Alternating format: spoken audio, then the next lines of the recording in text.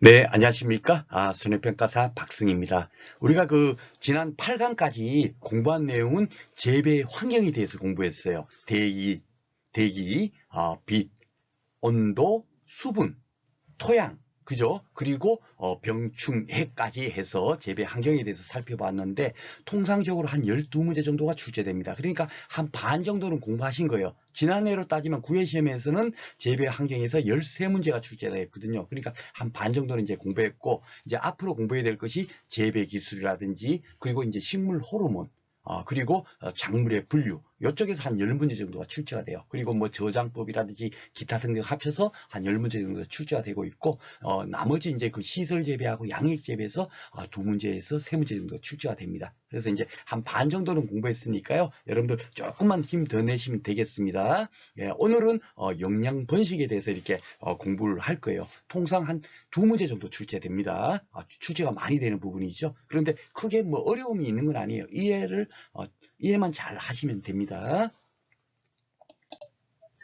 자, 제가 이걸 왜 그렸냐면요. 원래 이제 재배학 책이라든지 이런 데 보면, 이제 그 작물이 어떨 때 이제 잘 생산하는가. 우리가 결국은 농학자들이 이걸 연구를 했을 거 아닙니까? 그죠? 그러니까 재배 환경도 연구했을 거고, 그리고 이 유전성이라는 것이 결국 이제 종자, 이런 것을 이제 연구를 했겠죠. 어떤 종자가 이제 작물 재배에 좋은가 이런 것도 연구했을 거고, 그리고 마지막으로 재배 기술, 어떻게 작물을 재배하는 것이 뭡니까? 생산성도 좋고 이렇게 될 것인가? 이런 걸 이제 연구를 한 거예요. 그죠? 재배 이론이라는 것이 이 세 가지, 어느 한쪽만 자, 좋아갖고는 되질 않는다는 얘기예요. 이 세 가지가 모두가 적합하게, 적정하게 있어야, 예, 작물 이 생산량이 가장 좋아진다. 이걸 갖고 이제 재배학에서는 최소율의 법칙이라고 이렇게 합니다.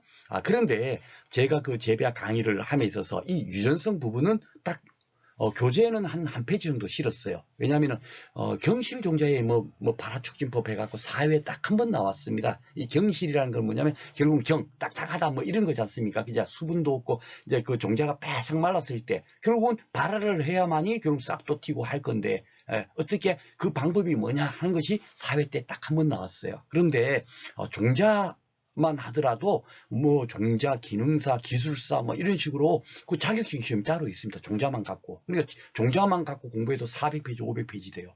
그걸 공부를 우리가 해가지고 그 지금까지 9회 동안에 딱 4회 딸랑 한 문제 나왔는데 그를 따로 공부를 한다는 건 좀 이렇게 어불성설이잖아요. 그래서 교재에는 한 페이지 정도 제가 당연히 기출문제가 나왔으니까 간단하게 그 종자에 관련된 내용도 있고 실었고 했지만은 오늘 강의에서는 이 부분은 이제 제외를 하도록 하겠습니다. 이번 강의에서는. 그리고 재배 기술로 따지면 이제 작부책이라는 게 쉽게 말해서 연작을 한다든가 이런 거 있지 않습니까? 혼작을 하든 그런 게 이제 작부책이라고 생각하시면 돼요. 근데 이 부분도 쉽게 말해 씨를 어떻게 뿌려야 된다, 흙뿌리기다, 어떻게 막 이런 거 있지 않습니까? 그런 것들도 재배학에 많이 이렇게 그 재배학 교재 보면 많이 나와 있지만 실질적으로 1회부터 9회까지 이런 내용들이 출제가 안 돼요. 그래서 이런 부분도 도려내고 실질적으로 출제되는 거는 영양분식, 육묘, 식물 호르몬 이게 이제 출제가 많이 되고 있습니다. 예. 그리고 시비 관리와 재배 관리, 그리고 이제 저장, 수확하고 나면 작물을 그 다음에 어떻게 저장하는 게 좋은가, 이런 것들도 연구를 할 거 아닙니까? 그쵸? 예, 이런 부분에서 통상 한 6문제, 7문제 정도 나오고요. 그리고 나면은 이제 작물의 분류라는 것이 있습니다. 작물을 어떻게 이제 분류를 하느냐 하는 그쪽에서 통상 한 2-3문제 정도 이렇게 출제가 돼요. 그래서 제 강의는 여기 이제 우리 시험에 주로 출제되는 부분, 그 부분을 가지고 강의를 진행한다라고 여러분들한테 미리 말씀을 드리겠습니다. 자, 그러면 이제 오늘 이제 영양 번식을 배울 텐데요. 영양 번식이라는 게 뭐냐면 보통 이제 뭡니까? 그 종자 번식을 하겠죠. 씨를 뿌려갖고 그 다음에 이렇게 그 작물이 자라고 이럴 거 아닙니까? 근데 그렇게 키우는 것을 유성 번식이라고 해요. 유성. 그죠? 예, 그런데 영양 번식은 그 뭡니까?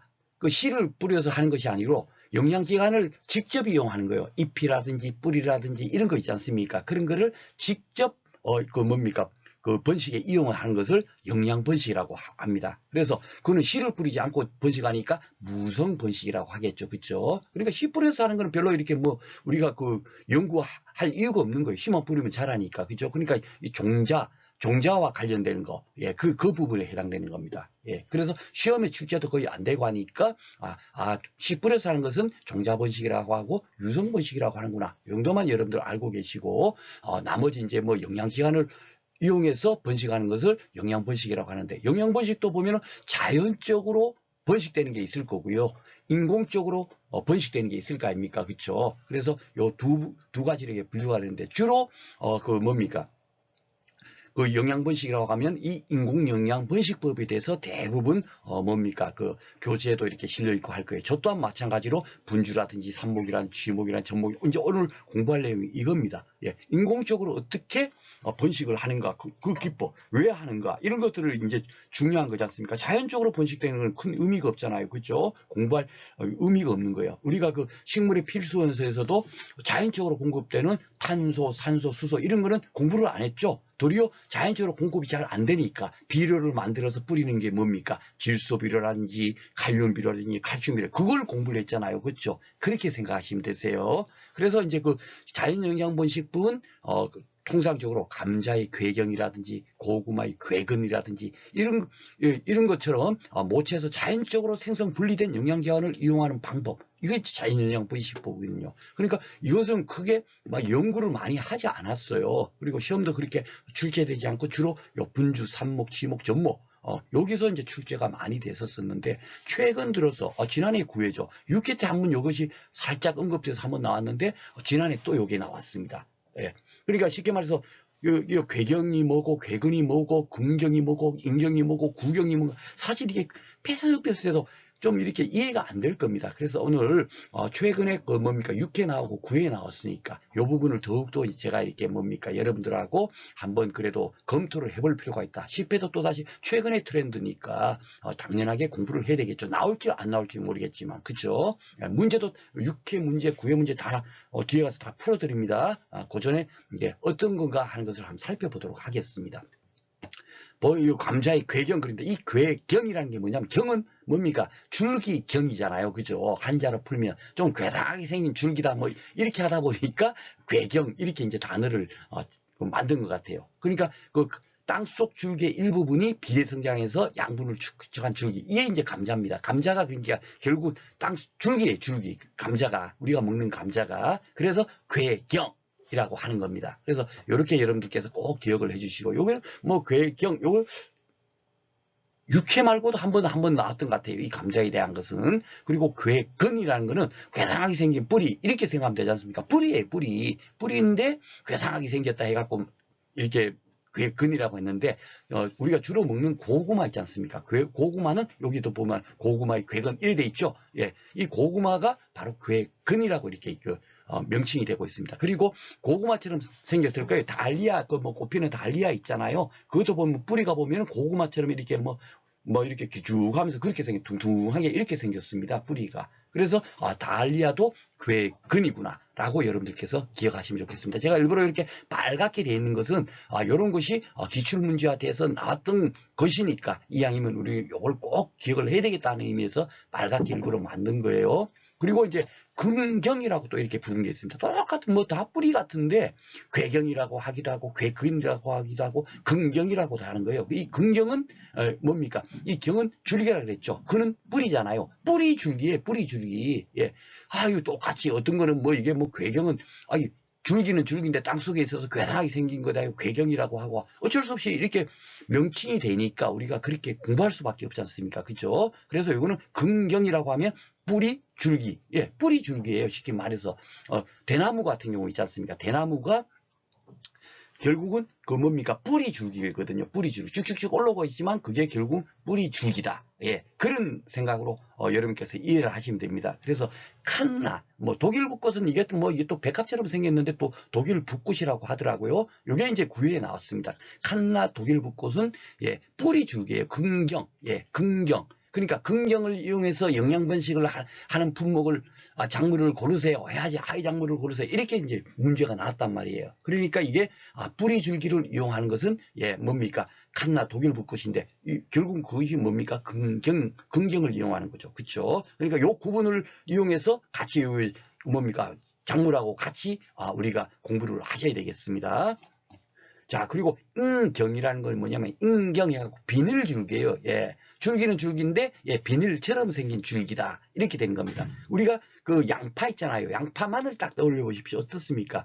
예, 양파 마늘이 그게 그 뭐 이렇게 뿌리 둥그렇게 생기는데 그게 결국은 줄기랍니다. 줄기, 뿌리가 아니고. 근데 이제 그 비늘줄기다 해갖고 인경이라고 이렇게 그 명칭을 하나 봐요. 여기 보면 많은 양분이 있는 다육의 잎이 밀생하여 된 땅속줄기 이렇게 되어 있는 겁니다. 그렇죠? 이 땅속줄기래요, 이게. 그걸 갖고 양파 마늘은 결국은 인경이다고 이렇게 얘기합니다. 뿌리가 아니고 줄기죠. 땅속에 있는 줄기다. 이렇게 된 그 뭡니까? 하다 보니까 그걸 인경이라고 이렇게 명칭을 하고 있습니다. 네, 대표적으로 이제 그 화훼 작물에서는 튤립하고요, 백합이 인경이라고 하는 겁니다. 예, 뿌리 줄기. 예, 아셨죠? 그러니까 요까지는 여러분께서 좀 처음에는 생소하지만 어쩔 수 없이 눈으로 자꾸 보다 보면은 어느 정도 익혀질 거예요. 최근에 그래도 뭐 6회, 9회 나왔으니까 한 3년에 한 번 나오니까 10회도 나올지 안 나올지는 확률적으로는 뭐 한 30%밖에 안 되지만은 그래도 나왔던 거니까 그래도 한번 암기를 하지 않으면 이거는 풀 수 없으니까요. 그쵸? 제가 이해를 할 수 있는 거는 가능하면 암기하지 마세요. 그러죠? 이해를 통해버리면 나니까. 그쵸? 그리고 마지막으로 구경이랍니다. 구경이라는 건 땅속에서 녹말 같은 양분을 갈무리하여 비대한 줄기. 예. 줄기인데 구가 뭡니까?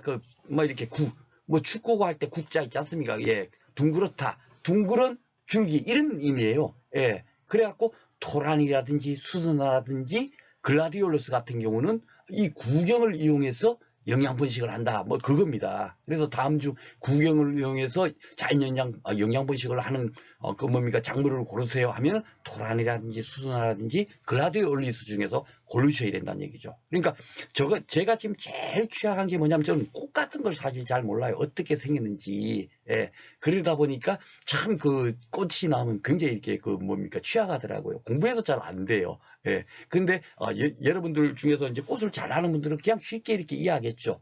이거는 맞아 그렇게 생겼어 하고 하지만 저는 이런 것이 잘 이렇게 머릿속에 잘 이해가 안 되더라고요. 그래서 여러분들한테도 제가 못하는 걸 무조건 놓고 여러분들 이거 그냥 하셔야 됩니다. 할 수는 없지만 기본적으로 구경 그러면 글라데로스 달리아는 고구마처럼 생겼으니까 그의 근 뭐 이런 식으로 여러분들께서 연상지어서 이해를 하시기를 바라겠습니다. 그리고 이제 앞으로 배울 내용은 바로 이 인공영양번식법에 대해서 배울 거예요. 자연영양번식법은 딱 이 정도만 여러분께서 기억을 하시면 되겠습니다. 자, 그러면 이제 그 영양번식을 왜 하겠습니까?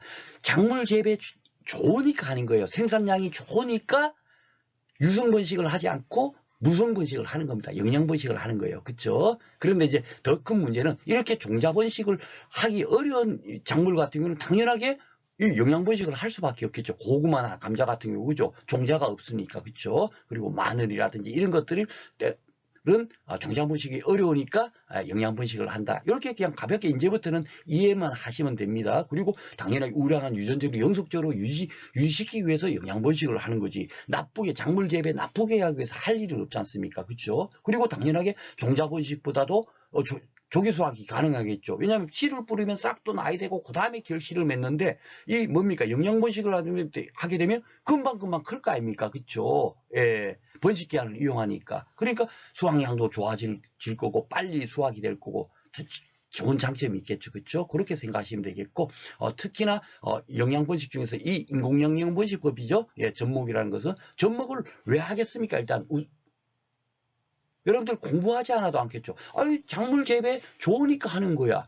왜? 당연합니다. 수세기 조절했는데 풍토 적응성도 증대되고 병충해 저항성도 좋아지고요. 결과 촉진이라는 게 그럼 뭡니까? 수확량이 더 이렇게 뭡니까? 많아지고 또 이렇게 뭡니까? 조기 수확이 결과가 촉진된다는 게 빨리 그게 수확이 된다는 거죠. 이렇게 좋은 장점이 있으니까 하는 거예요. 그렇죠? 그런데 제가 여기다 형광펜으로 병충해 저항성 요걸 왜 이렇게 뭡니까? 이렇게 칠해놓은 이유가 있어요. 왜냐하면 다른 뭐 인공영양 번식법을 하는 것보다도 접목을 하는 가장 큰 이유는 병충해 저항성을 증대시키기 위해서 하는 겁니다. 그래서 꼭 병충해 저항성은 접목 요거 하나는 따로 여러분들께서 따로 기억을 해놓으시면 좋겠습니다. 그런데 항상 인간이 불을 이용하면 좋은 점이 많이 있죠. 그렇지만 불 때문에 또 단점도 있지 않습니까? 그렇죠? 당연하게 단점이 있겠죠. 단점 당연히 발생합니다. 그렇죠? 그런데 장점이 우리가 최종 목표는 뭡니까? 조기 수확하고 생산량을 증대하기 위해서 작물을 재배하는 거니까 이 장점을 살리기 위해서 영양 번식을 하는 거예요. 그죠? 근데 이 단점 같은 경우는 쉽게 말해서 이렇게 종자 번식을 하다 보니까 바이러스 감염시 제거가 불가능하다. 저 앞에서도 우리가 그 살짝 봤나요? 예. 대추나무 빗자루병 제가 이상한 지문이 나왔고 그걸 갖고 제가 문제를 만들었잖아요. 지난 시간에. 그 대추나무 빗자루병 할 때는 어떻게 해야 된다? 무병 종물을 써야 된다. 예. 그리고 뭡니까? 그 젖먹이나 이런 거 인공 영양 번식을 통해서 감염된다 안 된다? 감염이 된다. 그쵸? 예, 그렇게 감염이 되는 거예요. 이런 영양 번식을 통해서. 그러니까 바이러스 감염이 당연하게 이렇게 제거가 불가능이 되겠죠. 씨 뿌린 것보다도 감염이 더 될 확률이 있겠죠. 그쵸? 예. 그리고 증식률이 낮아요. 왜냐면 요 영양 번식 기간만 얘기하니까 그 부분만 그 개체만 잘 자라는 거지. 씨는 어떻겠습니까? 수백 개를 한번 슉 뿌려놓으면 그 100개가 한꺼번에 100개 중에서 이제 다는 안 자라겠죠. 어떤 거는 발화도 안 되고 죽고 하겠지만 100개 중에서 한 70개는 싹을 틔우고 자랄 거 아닙니까? 그렇죠? 그런데 영양 번식은 하나하나 이렇게 일일이 번식을 해야 되니까 증식률이 당연하게 낮을 거고요. 저장 및 운반도 어렵겠죠. 그렇죠? 씨보다는 저장하고 이렇게 하기가 어렵지 않습니까? 그리고 상당 수준의 기술이 필요하겠죠. 그렇죠? 그냥 접목하고 싶다고 하면 그게 쉽게 접목이 되겠습니까? 안 되겠죠. 어떤 기술 같은 걸 알아야 될 거 아닙니까? 그런 정도로 이렇게 적어 놓은 거예요. 아셨죠? 그러니까 이걸 구태여 다나 달아 외울 필요가 없습니다. 죄송합니다.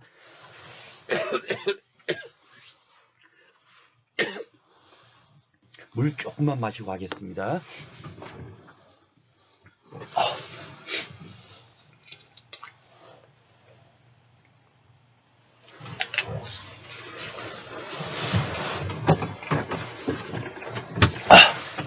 제가 안 그래도 좀 이렇게 건강 상태가 안 좋습니다. 그런데 이렇게 녹음을 하면 목이 가고 막 이렇게 그냥 좀 이렇게 많이 이렇게 심하게 힘이 들더라고요. 그리고 혓바닥이 있는데도 막 이렇게 막 계속 말을 하니까 그게 쓸려서 그런지 혓바닥도 막 아리고 막 그럽니다. 죄송합니다. 자, 그래서 이제 어떻게 문제가 나는가 한번 볼까요? 자, 2회 때는 영양번식에 관한 설명으로 영양번식이 무성번식이라 그랬죠? 종자번식이 유성번식이고, 그죠? 옳지 않은 것을 고르세요 했어요. 무조건 놓고 좋은 거는 다 옳은 겁니다. 예, 거의 결실 연령이 단축식 이렇게 풀어도 돼요. 모주 유전 형질이 똑같이 후대 개선돼. 그 똑같은 뭡니까? 그 영양 번식 기관을 이용했으니까 그대로 개선되겠죠. 그죠? 근데 번식 시의 취급이 간편하고 수송 및 저장이 용이하겠습니까? 아니죠. 예, 접목을 하거나 삽목을 하거나 하려면 굉장히 불편할 거 아닙니까? 그죠? 예, 그러니까 요게 답인 거예요.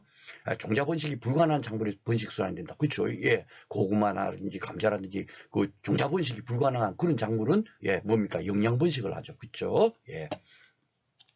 그러니까 쉽게 이렇게 찾을 수가 있는 거예요. 자, 6번이 바로 이게 형태에 따른 영양 번식 기관과 작물이 바르게 짝지어진 거죠. 제가 왜 72면에 해놨냐면 제 교재는 72면에 실려 있어요. 쉽게 말해서 이게 그 원예 작물의 분류편이 있지 않습니까? 분류하는 데다가 괴경은 뭐고 이런 쪽으로 제가 분류하는 데다가 뭡니까? 싫다 보니까 뒷면에 있어요. 72면에. 그런데 9회 문제가 이런 형태로 나왔기 때문에 제가 오늘 강의에서 이렇게 같이 합니다. 잔영양번식법 중에서 어떤 기간을 이용하느냐. 예, 그 문제가 9회에 나왔어요. 지금 곰곰이 생각하니까 6회 이런 문제가 나온 거예요. 9회 처음으로 나온 게 아닙니다. 자, 보겠습니다. 괴경, 그러니까 뭐죠? 괴경은 감자 맞죠?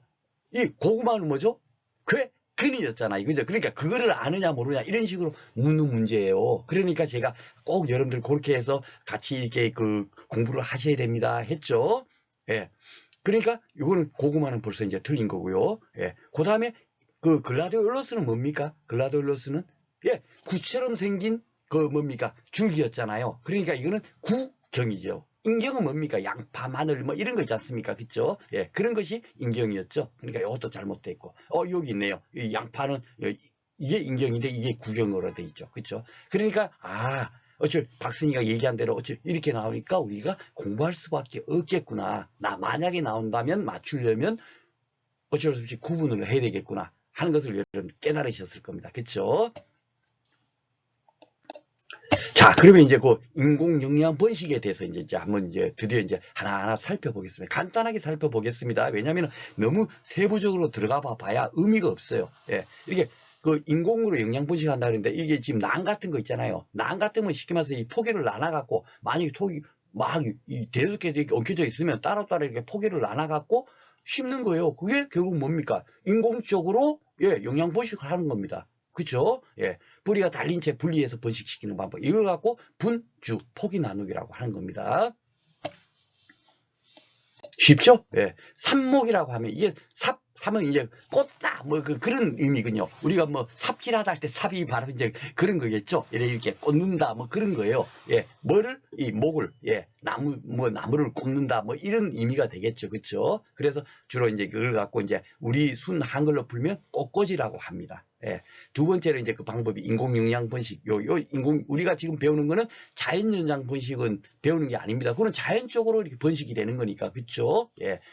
그래서 삽목, 꽃꽂이라고 하는 것은 이제 어떻게 하는 건가 하면 모체에서 분리한 잎이라든지 아니면 가지라든지 뿌리, 그죠? 이 뿌리를 꽂는다든지 잎을 꽂는다든지 가지를 꽂아가지고 예, 독립개체를 번식시키는 걸 갖고 삽목이라고 하는구나. 그렇게 이해를 하시면 돼요. 그래서 잎을 이용하면 엽삽일 거고 가지는 가지 지자니까 예, 지삽이 될 거고 뿌리는 뭡니까? 뿌리근이니까 근삽이 되겠죠. 그죠? 예. 그렇게 생각하시면 되세요. 그래갖고 잎을 이용하는 그 대표적인 그 뭡니까 작물이 렉스 베고니아라든지 그록시에 히니아라든지 페페로미아니라든지 이런 것들은 잎이 큼지막해요. 그러니까 그 잎을 이용하는 거고요. 예, 포도 같은 그 포도의 가지 있잖아요. 가지를 이용하는 거고. 예, 그리고 사과나무 같은 거는 그 뿌리를 이용하는 겁니다. 그죠? 그렇게 해야만이 그 뭡니까 그게 그 영양 번식이 되니까.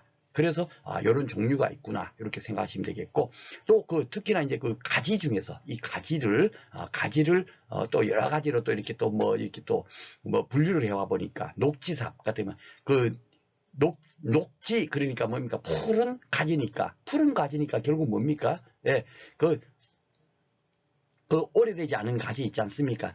가지도 이렇게 금방 나온 거는 뭡니까? 푸른색이죠. 오래된 거나 그 나무색이 되지 않습니까? 그쵸? 그러니까 이게 금방 이렇게 그 나온 가지, 예, 새 가지, 이런 의미가 되겠습니다. 그쵸? 그런 가지를, 그래서 그걸 갖고 이제 그 초본 녹지라 그러겠죠. 이용하는 것, 그런 것을 녹지삽이라고 한다. 그래서 의미를 여러분들이 이해하도록 하겠습니다. 파랗죠. 그죠? 그런 것을 이용하는 녹지삽. 경지삽이라는 건 좀 그러니까 딱딱할 경자지 않습니까? 그죠? 딱딱한 거. 그리고 갖고 이거는 숙지삽이라고도 하는 숙성됐다 할 때 숙자를 쓸 거 아닙니까? 그러니까 묵은 가지인 거예요. 그죠? 오래된 거. 이거 지금 경지삽 수자법에 그냥 갈색이죠. 그죠? 갈색 가지. 그러니까 좀 오래된 가지를 이용한다. 포도나무 봐보세요. 어때요? 포도나무 보면 그 거무디디하고 그러지 않습니까? 그죠? 그런 가지를 이용하는 거. 요 가지를 이용하는데 거무디디한 그런 가지를 오래된 가지를 이용하는 것을 뭐라고 한다? 경지삽, 숙지삽. 그죠? 오래된 숙성된 거. 예, 그렇게 이해를 하시면 되고 이렇게 가볍게만 보시면 됩니다. 혹시 이렇게 나오면 우리가 그 풀어야 되니까. 그렇죠? 그리고 반경진삽. 예, 반경진삽이라는 거는 예, 푸른색도 아니고 너무 검은득틱한 것도 아니고 한 반 정도 된 거. 1년 미만의 세 가지. 그죠? 나무 파란 것도 아니고 요 정도 이런 거. 요 보면은 그 나무 가지가 완전히 검은득틱하지도 않고 그리고 파랗지도 않는 요 조금 연한 갈색 정도 돼 있는 거 있죠? 요런 거는 이제 그 1년 미만의 세 가지일 거 아닙니까? 그렇죠? 그런 거를 이용하는 것을 반경지삽, 신초삽이라고 한다. 라고 여러분께서 이해를 하시면 됩니다. 주로 이제 인가루라든지 핵가루라든지 강귤류에서 이렇게 사용을 하고 있다라고 보시면 되고요. 마지막으로 하나라도 아삽이 뭐냐면 이 아자가 아자거든요. 예, 그 작물의 어떤 눈을 이용해서 예, 이 눈을 가진 줄기를 이용해서 삽목하는 것을 일라삽, 단아삽이라고 한답니다. 요 따로 뭐 구하지 못하다 보니까 제가 이거 막 검색하다 보니까 여기 있어서 그냥 요렇게 제가 했는데 눈을 가진 가지를 이용한다. 그걸 이제 일라삽, 단아삽이라고 한다라고 생각하시면 되겠습니다. 요것도 기출문제에서 딱 한 번 나왔어요. 그러다 보니까 제가 어쩔 수 없이 요렇게 또 정리를 해갖고 지금 강의를 하고 있습니다. 하여튼 가장 중요한 것은 삽목은 뭐다? 꽃꽂이다. 막 이렇게 잎이라든지 가지라든지 뿌리라든지 이런 것을 탁 이렇게 뭡니까? 그 꽂아서 뭡니까? 그 번식을 한다. 그걸 갖고 삽목이라고 한다라고 생각하시면 되겠고요. 자, 삽목과 관련된 문제 나온 것부터 이렇게 꾸준하게 나오죠. 5, 6, 7이니까 그렇죠? 자, 삽목 번식에 관한 설명으로 옳지 않은 거 됐어요. 결실 영양 다주실 게 있다. 이거 쉽게 말해서, 아유, 영양 번식의 장점은 당연하게, 이거 삽목이 인공 영양 번식이니까 당연하게 그냥 맞겠죠. 그죠? 예, 모조유. 그걸 묻는 거예요. 그냥 영양 번식의 장점이 뭐냐? 이렇게 문제를 읽으셔도 돼요. 그죠? 예, 모제 유형영질이 똑같이 계승된다. 앞에서 문제 봤죠? 똑같은 거죠. 종자 번식이 불가능한 작물이 그죠? 예, 앞에서 문제하고 똑같은 게 그냥 제목 요거만 그냥 삽목으로 바뀐 거예요. 영양 번식에 관한 설명으로 옳지 않은 것 앞에서는 그렇게 기출해 놨다가 삽목 번식으로만 바뀐 거예요. 그렇죠? 근데 삽목도 영양 번식이니까 그렇죠? 예, 다 맞는 거고 수세 조절하고 병해충 저항성을 높일 수 있다. 이거는 뭐죠? 예, 삽목이 아니죠. 그래서 제가 접목은 꼭 그 병해충 그 뭡니까? 그 저항성을 중개한다. 그거는 접목입니다 하고 제가 앞에서 한번 강조를 드리는 이유가 바로 그거예요. 예. 그 수세를 조절하고 병해충 저항성을 뭡니까? 증대시키는 것은 접목의 역할입니다. 아셨죠? 접목의 기능이에요. 그래서 그걸 아느냐 모르냐를 물었던 문제 같습니다. 그리고 6회 나왔던 거는 포도, 무화과 등에서 같이 생장이 중지되어서 약간 굳어진 상태의 가지를 사면 굳어진 상태라 그러잖아요. 그죠? 예. 그러니까 뭐 숙성됐다, 경지됐다, 경지삽, 숙지삽, 이런 걸 거예요. 그죠? 그걸 갖고 뭐라고 하냐 그런 거예요. 그러니까 잘 모르시면 여기 잘 봐보면 굳어진, 제가 앞에서도 지난 시간 그 병해충 강의를 하면서 말씀드렸죠. 새로운 해충, 새로운 병을 묻는 문제가 나오면 그걸 우리가 어떻게 공부 다 하냐고요. 그러면 그 지문을 갖고 최대한 우리가 인간적인 사고를 통해서 풀면 된다 그랬죠. 그죠? 예. 그래서 우리가 영양분식을 공부했는데 이런 것을 공부를 안 했다 하더라도 저 보면은 굳어진 상태의 가지잖아요. 그러니까 신촌은 아닐 거 아닙니까? 그죠? 예. 굳어졌으니까 숙성됐다. 숙성된 가지다. 그러니까 이게 이런 걸 이렇게 유추해서 풀어버리면 되는 거예요. 공부를 안 했다 하더라도. 아셨죠? 예. 제가 재배학에 나오는 모든 문제를 100%다 강의를 해서 여러분들한테 이거 나오니까 꼭 맞추세요 할 수는 없는 겁니다. 그렇죠? 한 4, 5문제는 이상한 문제가 나오는 거예요. 그렇죠? 이 기출 6개도 만약에 문제로 따지면 이게 상에 분리됐을 겁니다. 나머지는 도리어 맨날 나왔던 문제가 나왔을 거고요. 좀 생뚱맞은 문제 나오는 것이 이런 식으로 나오는 거예요. 아셨죠? 그렇지만 이제는 이것이 기출 문제 됐으니까 옛날에 나왔으니까 이제는 생뚱맞은 문제는 아닌 게 되는 겁니다. 아셨죠? 사과, 복숭아, 감귤 등에서 와 같이 1년 미만의 연한 새순을 이용해요. 그러니까 이거는 뭡니까? 새순이니까 신초겠죠. 신초. 그죠? 예. 그래서 우리가 이렇게 풀 수가 있는 겁니다. 공부를 만약에 이런 공부를 안 했다 하더라도 숙지삽이 뭐고 신초삽이 뭔지를 몰라도 지문을 통해서 풀 수가 있는 겁니다. 그렇게 푸시면 되겠어요. 자, 7회는 다음이 설명하는 번식 방법으로 올바르게 짝지어졌다. 그랬네. 잎, 줄기, 뿌리를 모체로부터 하니까 뭡니까? 상토에 꽂아. 그러니까 뭡니까? 삽목, 꽃꽂이가 되겠죠. 그죠? 예. 꽂으니까 삽. 그러니까, 예, 이겁니까? 그리고 뿌리 부근에 생겨난 폭이나 부정화를 나눠서, 뭡니까? 번식한다. 뿌리 나누어서 번식하는 거는 분리하다. 하니까 분주가 되겠죠. 그죠? 그러니까 답은 1번이 되겠습니다. 이런 식으로 해서 한 2, 3년에 하나씩 이렇게 나오는데 결국 쥐목도 있고 그 다음에 또 접목도 있고 하면 결국 뭡니까? 여기서 인간 용양 번식의 걸 가지고 매년 한 문제 이상은 출제가 되고 있는 거죠. 그러니까 제가 하나씩 이렇게 설명을 드리는 거예요. 세 번째로는 이제 취목 해갖고 이걸 갖고 이제 뭡니까? 우리나라 말로 하면은 휘무지라고도 합니다. 그러니까 잘 봐보면, 이게 취목이 뭐냐면, 식물의 가지를 모체해서 분리하지 않고, 예, 탁 이렇게 칼로 잘라갖고 이렇게 분리해서 꽂아버리면, 그건 뭡니까? 지삽이잖아요. 가지를 탁 꽂으면, 그죠? 지삽이 되는데, 그걸 분리하지 않고, 있는 그대로, 그냥 흙에 묻는데요. 이게 지금 가지가 있으면 이걸 쭉 이렇게 꼬부려갖고 흙에다 묻어버리는 거예요.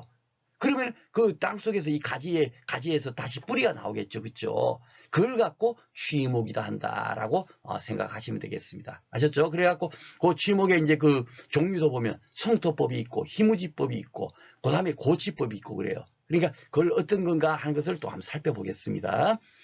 거의 비슷비슷한 거 한데도 우리는 그 특징적인 거 있지 않습니까? 그것만 딱 기억을 하시면 되겠어요. 일일이 뭐고 정확하게 우리가 다 공부를 할 수는 없죠. 예. 성토법이라는 건 뭐냐면 그 흙으로서 이렇게 만드는 법이다. 이런 거니까 흙을 덮어 이제 그 발근을 한 후에 번식시키는 방법이래요. 쉽게 말해서 가지를 딱 이렇게 휘어가지고 땅에 파묻는 거죠. 그리고 흙을 덮어주는 거예요. 그걸 갖고 성토법이라고 한다. 이것도 마찬가지죠. 가지를 휘어 일부를 흙에 묻는 방법.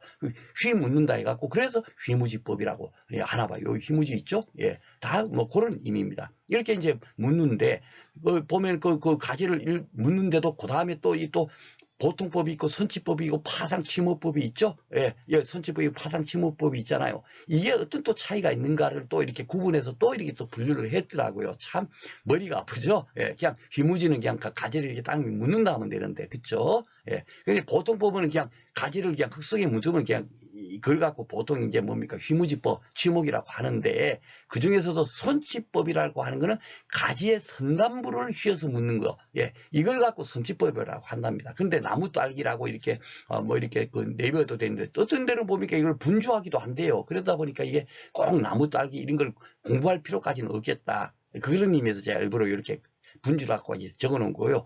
하여튼 선단부를 이렇게 보면은 여기 지금 선치법이죠. 선단부를 이렇게 묻으면 선치법이에요. 예, 선단부를 이제 취목, 휘무지한다 이런 의미겠죠. 그렇게 그냥 이해를 하시면 되겠습니다. 그리고 파상치목법은 뭐냐? 그러면 아유 당목치법이래요. 그렇죠? 이거는 지곡분마다 이 흙을 묻는데 가지 지곡분마다 이 가지가 있으면요. 여기도 묻고 여기도 흙을 덮어주고 여기도 흙을 덮어주고 막 그런데요. 그러면 여기도 뿌리가 발생하고 여기도 발생하고 여기도 발생할 거 아닙니까? 그런 방법을 파상취목법이라고 한다. 그러니까 파상적 우리가 뭐 파상 공격한다 뭐 이런 거 있지 않습니까? 그러니까 막 여기도 하고 저기도 하고 저기도 하고 막 그런 의미가 들잖아요. 그죠? 그러니까 가지가 있으면 여기 있으면 여기도 덮어주고 여기도 덮어주고 하다 보니까 여기서도 뿌리가 나오고 여기서도 뿌리가 나오고 여기서 뿌리가 나온 거예요. 예, 그런 거를 또 이렇게 분류를 하다 보니까 이게 그걸 갖고 파상치목법이다. 그래가지고 지구분마다 봐보세요. 흙을 덮어 여러 개의 개체를 발생시키는 방법이라 그랬죠. 그렇죠? 그러니까 아유 파상적으로 여러 군데다 막 뭡니까 그 뿌리가 나오도록 하는 거구나. 그렇게 그냥 이해를 하시면 되겠습니다. 자, 그리고 이제 그 세 번째로는 또 고치법이라고 있어요. 보통 이제 가지를 이렇게 뭡니까 휘어서 그냥 묻는 걸 그 뭡니까 휘목, 휘무지라고 하는데 고치법은 또 뭐냐? 아이고 머리가 아프죠. 근데 그 높은 곳에서 뭡니까 그 취목을 한다 그런 의미겠죠, 그렇죠? 그 양치법이라고 하는데 이것은 뭐냐면 가지에 물이 있기나 흙을 싸매어서 높은 곳에서 이렇게 발근을 한대요. 쉽게 말해서 우리가 대체적으로는 뭡니까 땅에다가 파묻어 갖고 예, 거기서 뿌리가 나오도록 하는 것을 취목, 휘무지라고 하는데 고치법이라는 거는 높을 고자를 써가지고, 예, 이 가지 위에서, 여기서 그대로 뭡니까, 뭡니까, 그 흙 같은 거를 같이 이렇게 덮어주면, 여기서 뿌리가 나오겠죠. 그쵸? 예. 그래갖고 높은 곳에서 뿌리가 나오도록 취목하는 방법을 고치법이라고 하는 거예요. 그래갖고 여기다 봐보시면 취목 발근시키고자 하는 부분에 미리 절상 여기 조금 가지가 있으면 여기서 이제 뿌리가 나오게 해야겠다. 뭐 여기를 조금 뭐 칼 같은 걸 흠집을 내겠죠. 그래갖고 환상바피라는 게 뭐냐면 물리기나 뭐 이런 거 있지 않습니까? 그런 걸 같이 이렇게 덮어주면은 더 발근이 잘 되겠죠. 그렇죠? 예. 하면 효과적이다 하는 건 바로 그런 의미입니다. 그러니까 하여튼 높은 곳에서 그 뭡니까 그 뿌리를 발생시키도록 하는 것을 고치법, 양치법이라고 한다라고 생각하시면 되겠습니다. 이런 부분이 시험 문제에 나왔어요. 그러니까 미리 이렇게 설명을 드리는 거고, 아이고 머리 아파 하는데 이제 그다음에 우리가 다음에 이제 기출 문제가 어떻게 나왔는지를 또 한번 풀어봐 보면 또 풀면서 또 조금 이해가 안 되다 보면 아 이렇게 이해하면 되겠구나 하고 또 공부를 하시면 되겠죠. 자, 지목이 바로 이거예요. 일단 기본적으로 여기 가지를 이렇게 뭡니까 흙 속에 이렇게 파묻으면 여기서 뿌리 나온다는 거예요. 그죠? 이런 거를 쥐목이라고 한다 이거예요. 그리고 이것을 몇 개 여기서도 하고 여기도 하고 하면은 파상지목법이 되겠죠. 그죠? 예, 여러 군데에서 막 뿌리 나오도록 하게 하려면 그죠? 예, 그렇게 생각하시고 만약에 이 높은 곳에서 그 뭡니까 뿌리 나오게 하는 거는 결국 뭐다? 높은 고자를 써서 고치법, 양치법 요거만 딱 생각하시면 됩니다. 그죠? 예. 너무 막 그냥 우리가 뭐 농학자들처럼 그렇게까지 공부할 필요는 없어요. 시험 문제 풀 정도까지만 우리가 딱 이해를 하자 이겁니다. 자, 이제 기출문제 나오고 여기서도 이렇게 나오죠. 취목이 어떻게 돼요? 취목 번식과 함께 선단부를 휘어서, 그죠? 예, 선단부를 휘어서 하니까 쉽게 말해서 우리가 뭡니까? 선단부를 휘으니까 선치법 이렇게 풀 수밖에 없는 거예요. 고치법은 뭡니까? 높은 곳에 있고, 그죠? 예. 땅목치법은 뭐죠? 예. 파상치목법이라 그랬잖아요. 막 여러 군데서 뿌리 나도록 하는 거. 그쵸? 예. 그러니까 이렇게 선치법 이렇게 고르시면 되겠고요. 영양분식 방법은 했는데 여기는 이제 봐보세요. 이 양치법이라고 다 한다. 이렇게 나오는 거예요. 새로운 문제가. 그렇죠? 오래된 가지를 발근시켜 떼어낼 때 사용하고 발근시키자 하는 부분에 미리 박피를 해준다. 이렇게 그 뭡니까 흠집을 내갖고 거기서 이제 뿌리가 잘 나오도록 한다는 거죠. 예.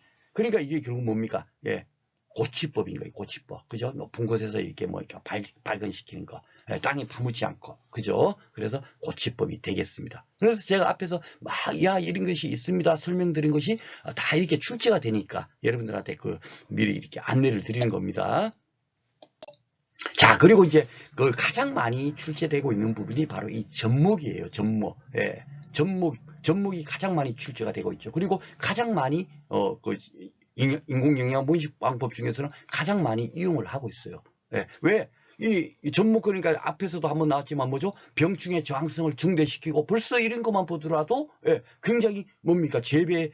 재배하는데 굉장히 좋으니까 접목을 하겠죠. 그렇죠? 예. 요 벌써 병충해 저항성 증대 효과 여기다 별 내갖고 돼 있네요. 그렇죠? 예. 그러니까 굉장히 뭡니까? 작물 재배에 좋으니까 접목을 하는 거예요. 예, 그래갖고 여기 보면 여기 이제 대목이라고 그러고 우리가 제일 처음에 바람편에서 배웠죠. 외석나무연이가 뭐 그 뭡니까 그 대목에다가 뭡니까 이렇게 그 철봉 같은 걸 세워서 딱 끈으로 묶어야만이 바람피해를 줄일 수 있다 해갖고 그 이제 뭡니까 외석나무 같은 경우는 그렇게 한다. 야도가 높은 대목은 뭡니까 그렇게 지주결석한다. 그렇게 공부를 한번 했었잖아요. 그 대목이 바로 요겁니다. 요 대목. 그죠? 대목이고, 접수라는 건 뭐냐면, 대목 옆에다가, 이제 앞으로 여기다가 이제 뭐 같은 게 이제 또 이제 싹이 나오고 막 이래야 되겠잖아요. 그러니까 그 접수를 갖다 붙이는 거. 요걸 이제 접수라고 합니다. 예. 그래서, 번식하고자 하는 모수의 가지가 뭡니까? 요것이 접수죠. 요거를, 다른 나무의 대목, 이 대목에다가, 형성층이 서로 유착되도록, 예. 이렇게 유착되도록 탁 이렇게 번식해서 붙이는 거예요. 이걸 갖고 접목이라고 하는 겁니다. 이 대목은 수액이 움직이시면서 여기에서 막 물 같은 게 잘 올라오고 해야만이 이것이 결국 이 접수 쪽에 가니까 그렇죠. 그러니까 대목은 수액이 잘 움직이기 시작이 되겠고 접수는 근데 휴먼인 상태가 적기예요. 이것은 이게 막 활발하게 움직여 버리면 도리어 뭡니까 여기서 이쪽으로 막 갈 수가 있잖아요. 그죠? 여기 이 대목에서 결국 접수 쪽으로 움직여야 되는데 그러니까 접수는 휴먼인 상태가 뭡니까? 접목을 해야 되는 시기예요. 그러니까 그걸 알아가지고 이렇게 접수를 해야 되니까 그 뭡니까? 인공영양분식법은 종자분식법보다도 더 높은 기술을 필요하고 그죠? 그게 더 어려운 거예요. 이런 기술을 모르면 여기는 휴먼인 상태에서 접수를 갖다 붙여야지 이게 막 활발하게 활동하고 있을 때 딱 갖다 붙이면 접목이 효과가 안 나오겠죠. 그렇죠? 그러니까 어느 정도의 기술이 필요하다 하는 것이 바로 그겁니다. 이런 기술이 있어야 되는 거예요. 그리고 이제 바깥채소는 바깥채소 해갖고 수박이라든지 호박이라든지 오이, 참외 이런 게 이제 바깥채소거든요. 요거는 작물의 분류에 가서 따로 여러분들한테 설명을 드리겠습니다. 이게 시험 문제 잘 나오고 있어요. 7회 때 제가 이게 8회 때 이게 나올 겁니다 하고 강의를 했는데 그대로 8회 그 51번에서 나왔고 9회 때도 51번 문제에서 또 나왔어요. 이 바깥채소가 아닌 것을 고르세요. 이 문제가. 예. 그런데 오늘 뭐 강의는 이제 인공영양 분식이니까 이것을 이제 중점적으로 공부하니까 뒤에서 설명을 드리도록 하겠습니다. 외우는 방법도 그렇고요. 이 바깥채소들은 접목을 하면은 덩굴 쪼긴병이 있잖아요. 덩굴 쪼긴병이 억제가 된대요. 그러니까 이것도 굉장히 좋죠. 그죠? 예. 덩굴 쪼긴병이 결국 뭡니까? 이 병충해잖아요. 예. 병충해가 생기니까 덩굴 쪼긴병이 생기겠죠. 그것을 뭡니까? 저항성을 증대시키니까 덩굴 쪼긴병이 안 생기겠죠. 그러니까 수박이나 호박이나 오이나 참외는 접목을 통해서 작물을 재배하는구나 하는 것을 우리가 이제 알 수가 있죠. 그렇죠? 그냥 씨 뿌려서 하는 게 아닌 겁니다. 예, 호박씨 그 수박씨를 땅에다 뿌려갖고 하지 않고 요즘은 이렇게 접목을 하나 봐요. 그렇죠? 저도 이제 정확하게 모르지만 왜냐하면 이 덩굴 쪼긴병이 억제가 되니까 작물 재배에 좋으니까 이렇게 접목을 하면 더 좋구나 그렇게 생각하시면 되겠습니다. 그리고 이제 뭐 이중 접목이라는 건 뭐냐면 이제 그 대목과 접수가 이렇게 있으면은 그 진화성이 낮은 두 식물을 접목 시에는 이것과 이것이 대목과 접수가 친화성이 낮아요. 그럼 서로 어울리지 않으니까 효과가 안 나올 거 아닙니까? 그러면 요 중간에다가 그 친화성이 높은 그 중간 또 대목을 하나 또 같이 연결해 주는 거예요. 그러면은 어떻게 됩니까? 대목하고 요 중간 대목하고 이제 진화성이 좋고 이 중간 대목하고 접수하고도 진화성이 좋으니까 잘 접목이 이루어지겠죠. 그런 것을 이중 접목이라고 한다라고 생각을 하시면 되겠습니다.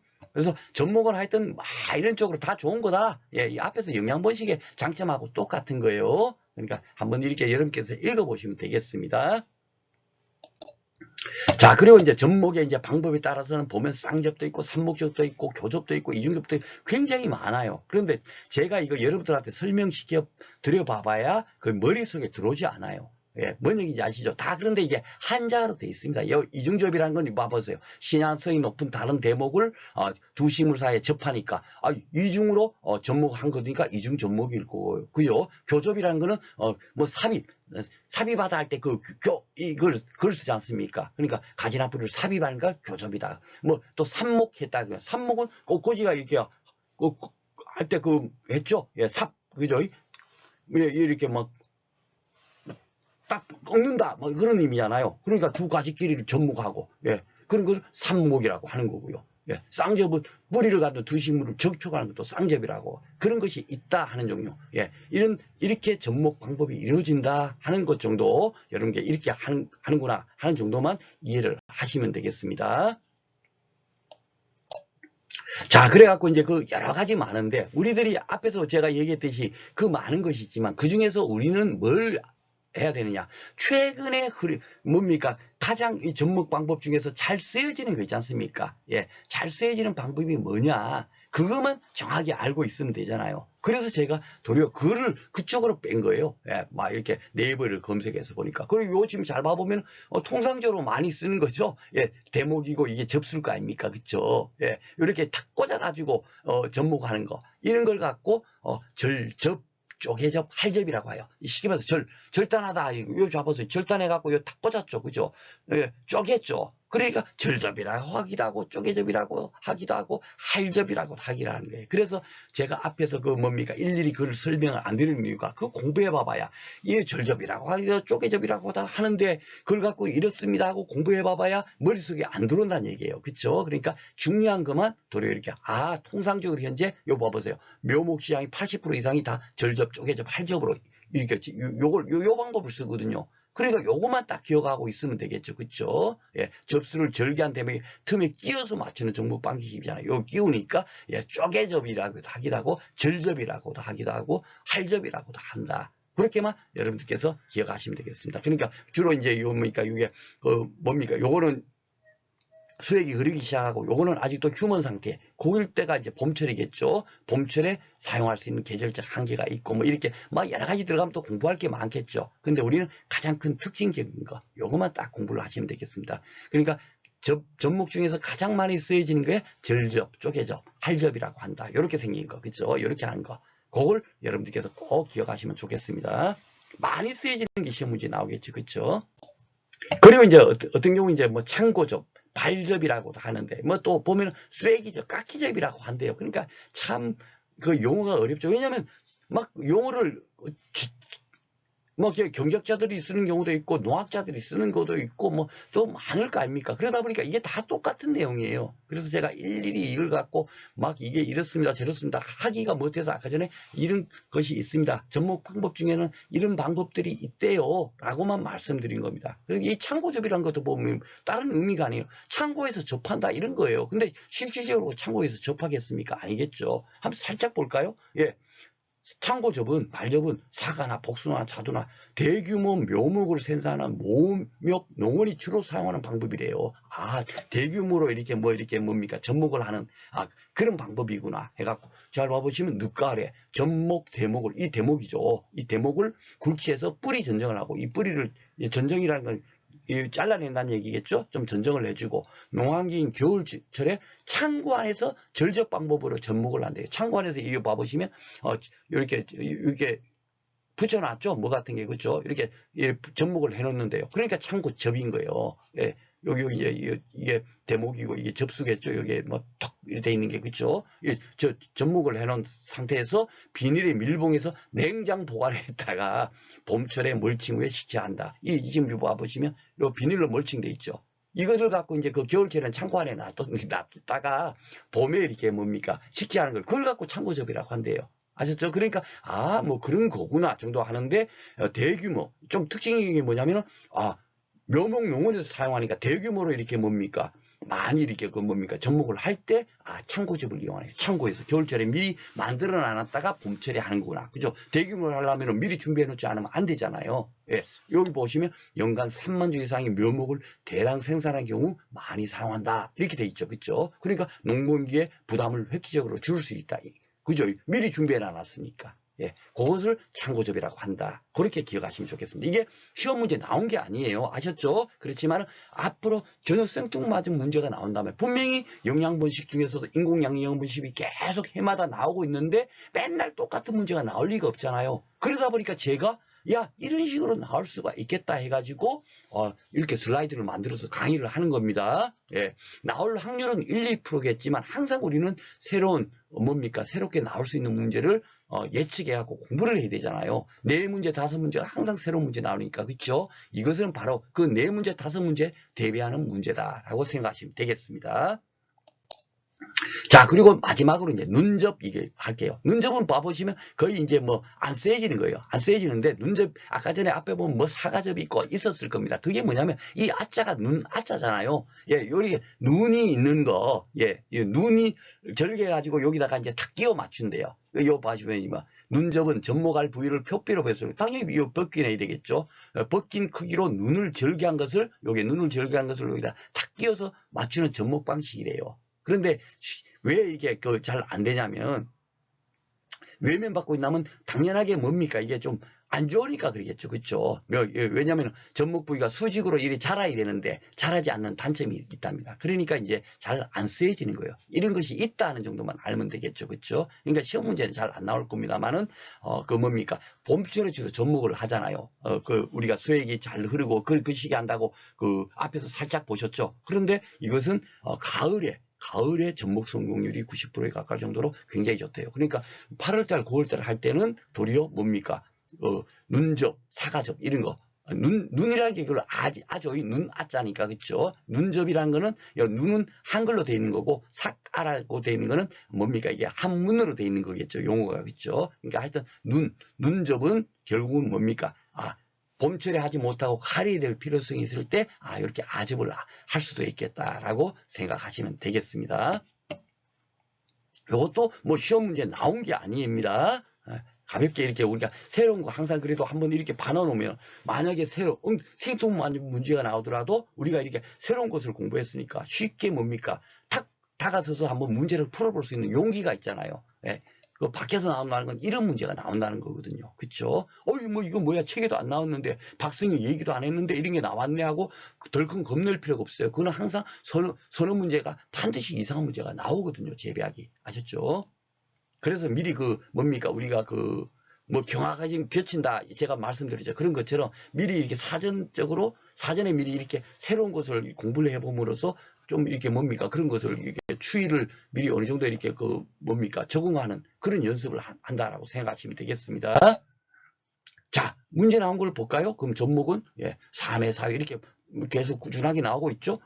그 접목의 분류 기준은 뭐냐? 이래갖고 절접, 아접, 이 눈아자고 절접 아까 전에 봤죠? 대부분이 절접을 하고 있지 않습니까? 그죠? 할접, 혀접, 호접 이런 게 참 이렇게 여러 가지 이렇게 있지만 이건 다 뭡니까?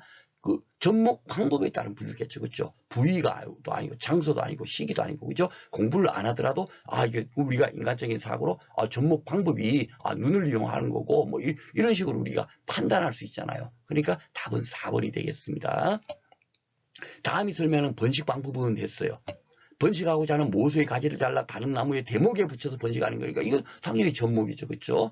기본적으로 하는 거고. 영양기관이 잎줄기 뿌리를 이용하니까 뭐죠? 꺾어지 삽목. 딱 모체를 불려서 상토에 꽂아 그러니까 꽂는 거니까 삽목이죠. 그죠? 꺾어지. 그러니까 답은 요 삽목. 요게 되겠네요. 그러니까 기본만 알아도 풀 수 있는 문제가 반드시 나오는 겁니다. 25문제가 다 난이도 상으로 나오지도 않고 다 너무너무 쉽게 그냥 공부 하나도 안 해도 다 맞출 수 있도록 문제가 출제되지도 않을 거고요. 그쵸? 기본적인 문제가 하여튼 70%에서 80% 정도는 기본만 알면 풀 수 있는 문제가 출제되고 있다. 그렇게 생각하시면 되겠습니다. 자, 작년에 이제 제가 그 출제 예상에서 이제 만든 문제를 한번 풀어보도록 하겠습니다. 자, 영양번식에 관한 설명으로 옳지 않은 것은 감자, 고구마와 같이 종자번식이 어려운 작물에 이용한다? 예, 맞죠. 그죠? 사과, 포도 등 같이 영양체의 재생 기능을 이용해서 인공적으로 영양체를 분할해서 번식시키는 방법이다. 맞고요. 종자번식보다는 생육이 왕사의 조기수확 가능하죠. 왜? 왜냐하면 씨 뿌리는 것보다도 그대로 영양번식 기간을 이용하니까 훨씬 빨리 수확이 가능하겠죠. 그죠? 번식제의 취급이 간편하고 수송 저장이 용이하다? 아니죠. 굉장히 불편하고 수송 저장도 굉장히 어렵겠죠. 그렇죠? 그러니까 답은 4번이 되겠습니다. 요거는 이제 뭡니까? 종자번식, 유성번식일 경우에 요게 이제 답일 겁니다. 종자는 취급도 간편하고 수송 및 저장도 용이할 거 아닙니까? 종자를 이용하니까. 그렇죠? 그렇게 이제 예문이 나오는 거예요. 자, 인공영양번식에 관한 설명으로 옳지 않은 거 됐어요. 자, 1년 미만의 세 가지를 이용할. 1년 미만이니까 세 가지니까 이렇게 신초삽이라든지 방경지삽이 되겠네요. 예. 삽목하는 것을 경지삽, 숙지삽은 뭐예요? 오래된 가지를 이용하잖아요. 숙숭하다. 그죠? 딱딱할 경. 그러니까 이건 벌써 1년 미만의 세 가지하고 이거하고 벌써 앞뒤가 안 맞죠. 그죠? 그렇게 여러분들 이해하시면 된다 그랬죠? 주로 인간의 헷갈을 삽목 방법으로 많이 이용했다. 요게 틀린 거예요. 그죠? 방경지삽, 신초삽 이런 건데 요 세 가지니까 그쵸 신초가 될 거 아닙니까? 자, 2번은 삽목은 모체에서 분리한 잎, 가지, 뿌리를 심어 독립개체로 번식시키는 방법 맞고요. 취목은 식물의 가지를 모체에서 분리하지 않고 흙에 발근시킨 후 가지를 잘라내 독립시켜 번식시키는 방법. 이것도 맞네요. 그죠? 가지를 흙에 딱 파묻어 가지고 거기서 뿌리가 나오도록 하는 거. 그걸 갖고 취목, 희무지라고 하죠. 가지에 물리기나 흙을 싸면서 높은 곳에서 발근시키는 거, 높은 곳이냐? 고치법, 그죠? 양치법, 그거죠? 고치법, 양치법이라고 한다. 맞습니다.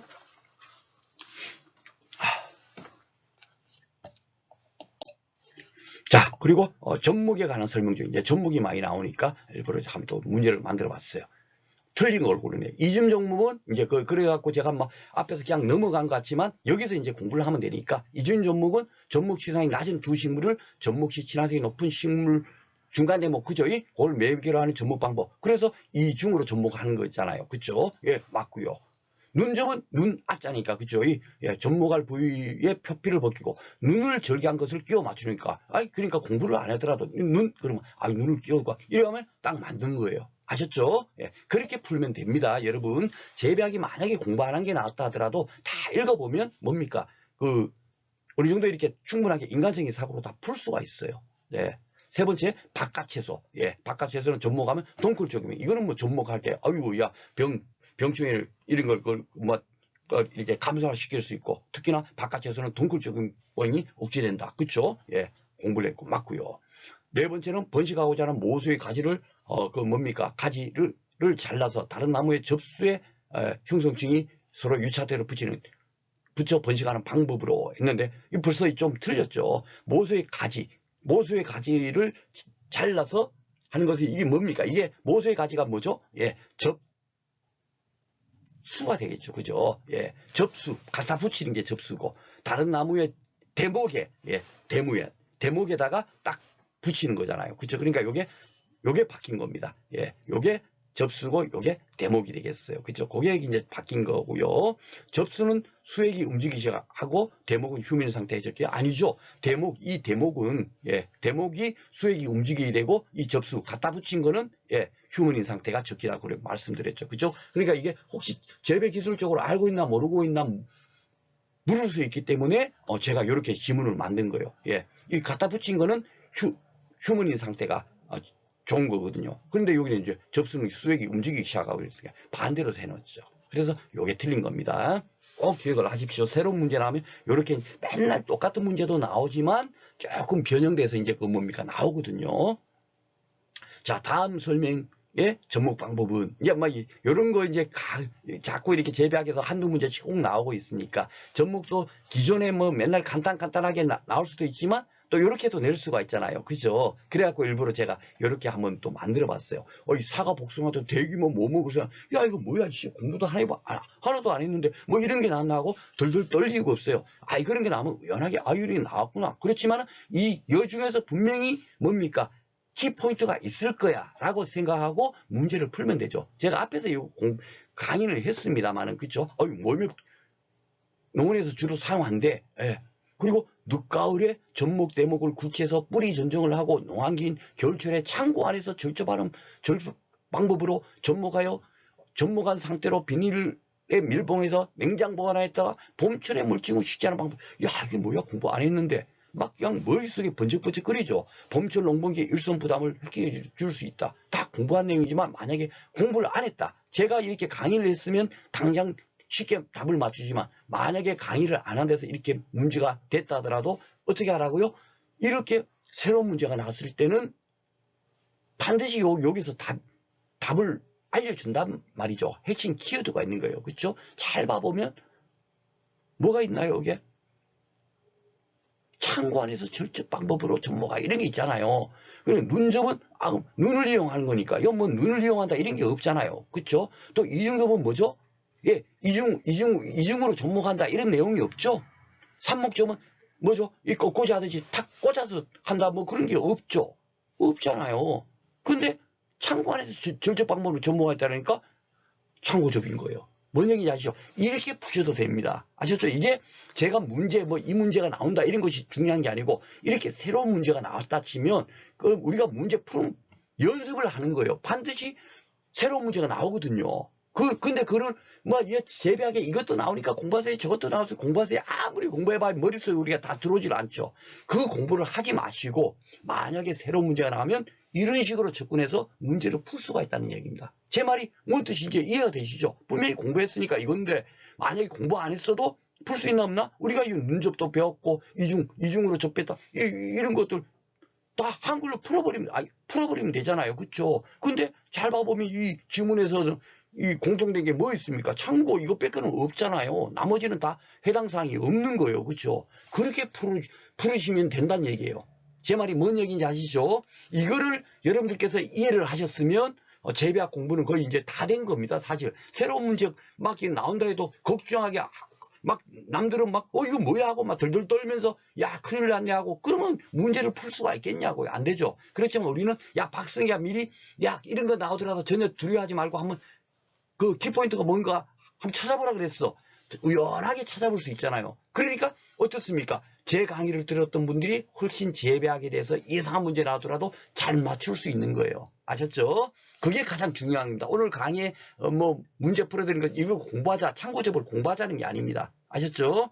그것만 여러분들께서 이해하시면 되신 겁니다. 자, 8회 나왔던 문제 한번 볼게요. 그러면 이제 실질적으로 이제 8회 어떻게 나왔고 9회 어떻게 나왔고 8회 2문제, 9회 2문제 나왔거든요. 한번 보겠습니다. 이상 문제도 나오기도 하고 안 나오기도 하고 그러겠죠. 예. 전 25문제가 다 이상 문제도 아닐 거고, 그죠? 예. 25문제가 다 너무너무 쉬운 문제도 아닐 거예요. 한 4, 5문제는 이상한 문제가 있어요. 그런데 요것이 이상한 문제였었어요. 자, 보겠습니다. 제가 볼 때는 이게 상이었어요. 예. 어떤 분들은 너무너무 쉬울 거고, 근데 저는 상이었습니다. 자, 62번. 예. 이게 2022년도에 나온 거예요. 작년이 아니고 재작년. 그러니까 왜 재작년까지 하냐면 통상 2, 3년에 한 분꼴로는 무조건 나오지 않습니까? 그렇죠? 그러니까 제가 8회, 9회는 꼭 풀어드린 거예요. 9회는 왜냐면 9회 이번 금년 만약에 나왔던 문제 중에서 뭡니까? 한 50% 정도는 다시 반복돼서 나온다고요. 제가 그걸 계속 분석해 드렸지 않습니까? 그렇죠? 그러니까 9회 문제를 또 풀어드리는 이유가 그겁니다. 제일 마지막에.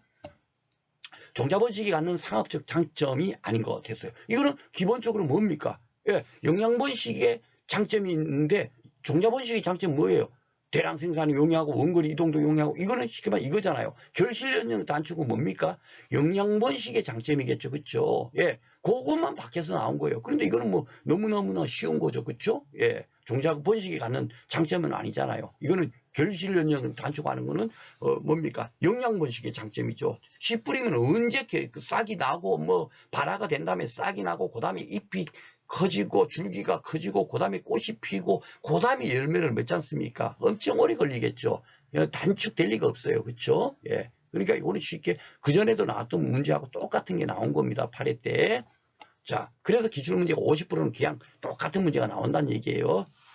자, 농가에서 널리 이용하는 엽삽. 예. 아이고야, 이게 꽃꽂인데, 예, 삽목인데, 잎을 이용하는 삽목, 지삽도 있고 엽삽도 있고 근삽도 있었잖아요. 엽삽에 유리한 작물이 아니거든. 이렇게 나온 겁니다. 근데 이 박승인이 쥐약이죠.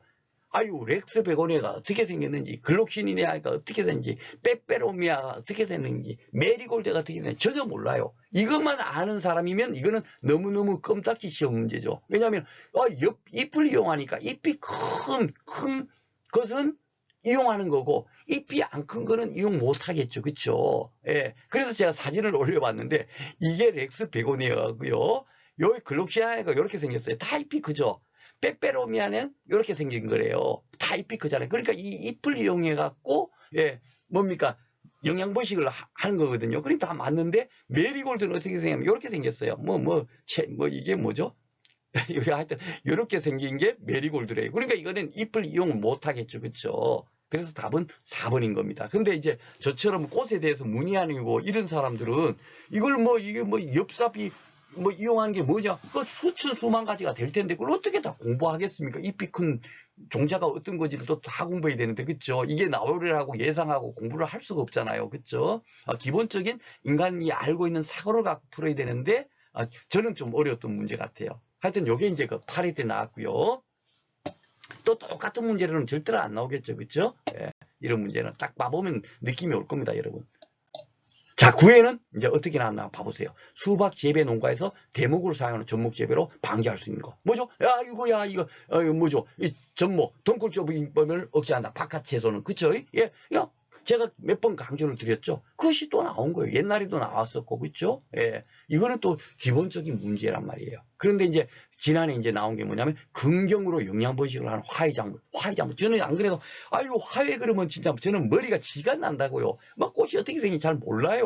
솔직히 말 시크라멘이 어떻게 생긴지 사진으로 제가 교재 만들면서 올해까지 붙였는데 지금도 긴가민가 할 정도로 그것이 머릿속에 잘 안 들어오더라고요. 진짜 이게 뭐죠? 음치가 있듯이 저는 이게 꽃에 대해서는 진짜 정말 모릅니다. 그런데 이렇게 문제가 나온 거예요. 그래서 제가 6회 때 한번 나왔는데 그때까지만 하더라도 이것이 꾸준하게 나올 수 있겠다 생각을 안 하다 보니까 원예 작물의 분류 쪽에 가가지고 제가 그 책을 만들었는데 보니까 이 9회 또 6회 때 나온 문제하고 똑같은 형태로 나왔단 말이에요. 예, 그러니까 결국은 어떻습니까? 제가 이거를 땡겨서 이번에 오늘 강의에다 72면에 있나 아까 전에 그랬잖아요. 그걸 땡겨갖고 오늘 강의에서 같이 쓴 거고 9회 바로 이 문제가 나온 겁니다. 이 문제를 여러분들이 혹시 재배학책 갖고 있으면 봐보세요. 이게 이렇게 분류해 놓은 데가 거의 없을 겁니다. 또 그런 걸 분류해 놨다 치면 책이 500페이지. 뭔 얘기인지 아시죠? 예. 그래서 저는 이제 궤근 이 정도 하고 이렇게 나머지 이렇게 이용합니다. 이 정도만 하고 고구마하고 감자의 구분 정도로 했었는데 이렇게 나온 거예요. 그래서 지금 봐보시면 긍경은 뭡니까? 뿌리, 근, 줄기경에서 뿌리, 줄기. 예, 그걸 말하는 거잖아요. 그죠? 그래서 앞에서 공부를 했지만 칸나하고 독일 붙고. 왜 한번 나온 거는 꼭 나올 수 있으니까요. 왜냐면은 우리가 온도편에 가서도 화훼 작물 중에서 영상 4도임에도 불구하고 좋은 장애를 일으키는 거 안수림, 극락조화. 그게 문제가 3번이 나왔어요. 3번. 예, 그게 중요한데 하는데 3번이 나왔다고요. 나오고, 그 다음에 또 나오고, 그 다음에는 합쳐서 나오고, 그랬잖아요. 그죠? 그런 것처럼 이렇게 한번 나왔던 것은 우리가 이제 공부를 안 할 수가 없잖아요. 그죠? 그래서 요거는 예, 뿌리 줄기다 해갖고, 예, 칸나 독일 붙고 꼭 기억하시라고 제가 말씀드렸고, 그리고 시끌라멘은 이게 뭡니까? 궤경이에요. 궤경. 덩이 줄기에 이제 포함이 되고요. 달리아는 뭡니까? 예, 이 고구마처럼 생긴 거죠. 그러니까 궤근, 예, 궤근을 이용하는 거고요. 튤립은 뭐였죠? 튤립은 예, 이게 양파 마늘처럼 비늘 줄기였죠. 그렇죠? 그러니까 이거는 인경을 이용하는 거고, 예, 글라디올러스는 이게 구처럼 생긴 줄기다 해갖고 구경을 이용한다고 말씀드렸죠. 백합은 뭐죠? 예, 이것도 예, 비늘 줄기죠. 그래서 인경을 이용하는 겁니다. 그리고 이 라뇽쿨러스가 뭔가 하고 막 찾아보니까 이거는 숙군처를 이용한대요. 참 보면 이게 여러 가지 이렇게 그 분류가 있더라고요. 그래서 이게 뭐냐 하고 할 정도로 조금 저도 좀 이게 혼돈스러운 게 있긴 있습니다만은 기본적으로 뭡니까 우리가 뭐 주로 이제 뭡니까 알아야 되고 자주 나왔던 거 있지 않습니까? 그거만 오늘 제가 따로 너무 많은 걸 또 하다 보면 머리가 터져버리니까 달라라든지 글라디올러스라든지 그 백화 뭐 이런 게 튤립 이런 거 있지 않습니까? 그런 것만 제가 그 6회 때 나온 거하고 공통된 거 있죠. 공통된 것만 오늘 슬라이드를 만들어 갖고 우리가 요것만 외우자 했던 겁니다. 그렇게 여러분께서 이해를 하시면 되겠습니다. 자, 오늘도 이렇게 해갖고 좀 이제 뭡니까 영양 번식에 대해서 이제 살펴봤고요. 다음 시간에는 육묘를 이제 살펴보도록 하겠습니다. 육묘는 이제 그렇게 머리 아플 게 하나도 없어요. 영양 번식의 장점 뭐 이렇게 공부하듯이 그렇게 정도만 하면 되는데 그것도 육묘도 해마다 한 문제씩은 반드시 나오고 있습니다. 그렇게 그 이해를 하시면 되겠고 여러분들께서 하여튼 이 교재 많이 좀 신청해 주시면 좋겠습니다. 제가 끝날 때마다 항상 이거를 강조할 때는 이유가 있겠죠, 그죠? 여러분들이 이왕이면 강의만 듣기보다는 제 책을 사서 한번 공부를 해보시면 진짜 야 박승희 책이 정말 좋구나. 예, 시중에 있는 책처럼 뭐 단거나가 아닙니다. 예, 상법 본편하고 농제법하고 재배학하고 세 가지를 합쳐서 한꺼번에 공부할 수 돼 있고 이거 한 권이면 280면밖에 안 되거든요. 한 권이면 1차는 여러분들께서 무난하게 모든 점수가 다 80점 이상 넉넉하게 맞을 수 있도록 돼 있으니까요. 이왕이면 많은 분들이 신청해 주시면 좋겠습니다. 자, 오늘도 공부하시느라고 수고 많으셨고 다음 시간에 다시 찾아뵙도록 하겠습니다. 수고하셨습니다.